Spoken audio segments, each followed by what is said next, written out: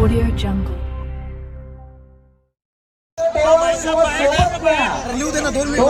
नक्की सोबत न्या.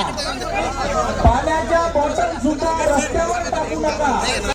पुढे येऊ द्या, कोणाला ट्रेन भेटत नाही. विनंती आहे त्या ठिकाणी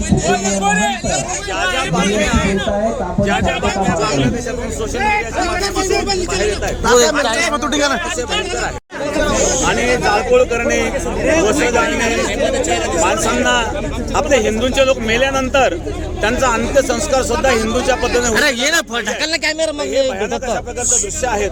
तर माझा सरकारला एक विनंती आहे की केंद्र सरकारने लवकर याच्याकरता आणि पाऊल उचलले पाहिजे. दुसरी महत्त्वाची गोष्ट, असेच जर अत्याचार त्या ठिकाणी होत असतील तर भविष्यामध्ये त्यांना भारतामध्ये आपण आश्रय दिला पाहिजे. तुम्ही आता असं म्हणाले की मी नाशिकमध्ये काही बोललो त्या अत्याचाराबद्दल. नाशिकमध्ये मी जी बोललो विचाराचे लोक पुढे आले. एकीकडे ते संविधान मानतात आणि दुसरीकडे रस्त्यावर उतरतात. याचा अर्थ असा आहे की तुम्ही एकीकडे संविधान दाखवतायत आणि दुसरीकडे मोठे मोठे मोर्चे काढून शीर्तनशे जुदा नारे लावतायत. मग यामध्ये संविधान राहिलं कुठं? संविधान मानलं पाहिजे आपण.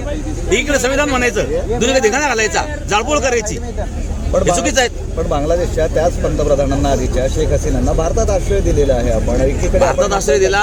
एवढंच नाही, भारताने त्यांच्यावर जे अन्याय केले, पाकिस्तानने जे अन्याय केले, भारताने त्यावेळी त्यांना सांभाळलं. एवढंच नाही, या इस्कॉन मंदिराने कोरोना काळामध्ये त्यांना भोजन घातलं.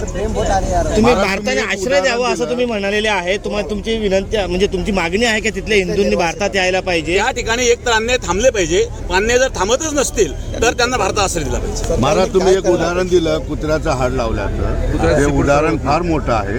ते कुणाबद्दल? कोण पाय उचलतं? ज्या लोकांमध्ये परिवर्तन होत नाही अशा लोकांकरता तो कोणी असू शकतो. बरं महाराज, आता आजच्या भाषणावर सुद्धा काही जण आक्षेप घेतील आणि म्हणतील की हे संक्षोभक भाषा आहे, गुन्हा दाखल करावा काही वाक्यावर. कोणत्या वाक्यावर? नाही, आता तुम्ही आज भाषण जे केलंय त्याच्यावर काही कोणीतरी आता आक्षेप घेणारच. तुम्ही भुक्कड म्हटलेत आहात. नाही, भुक्कड म्हणजे मला पाकिस्तानने स्वतंत्र राज्य देश मागितला. ऐकून घ्या, पाकिस्तानने स्वतंत्र देश मागितला. बरोबर, भुक्कडच येते. काय आज त्यांची परिस्थिती?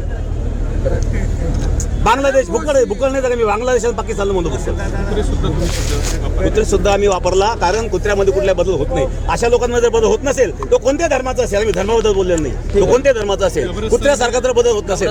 जमिनी आतापर्यंत जमिनी हडप करण्याचा प्रयत्न ज्या झालेले आहेत त्या विषयावर आम्ही बोलतो. बोर्डावर पण तुम्ही बोलला, कारण वक्फ बोर्डाने या ठिकाणी मंदिर जे आहेत, मंदिरावर दावे केलेले आहेत. आता सप्तशृंगी मातेचं मंदिर हे पुरातन मंदिर आहे, त्या मंदिरावर वक्फ बोर्डाने दावा केलेला आहे. कानिफनाथ मंदिरावर वक्फ बोर्डाने दावा केलेला आहे. आणि म्हणून आम्ही ते आंदोलन उभारणार आहात. शांतपणे बोलला. तुम्हाला पोलिसांनी नोटीस दिल्याचा परिणाम आहे. पोलिसांनी कुठे नोटीस दिली? पोलिसांना नोटीस दिल्याचा दावा केला. वक्फ बोर्ड विरोधात तुम्ही पुढच्या काळात आंदोलन उभं करणार आहे का?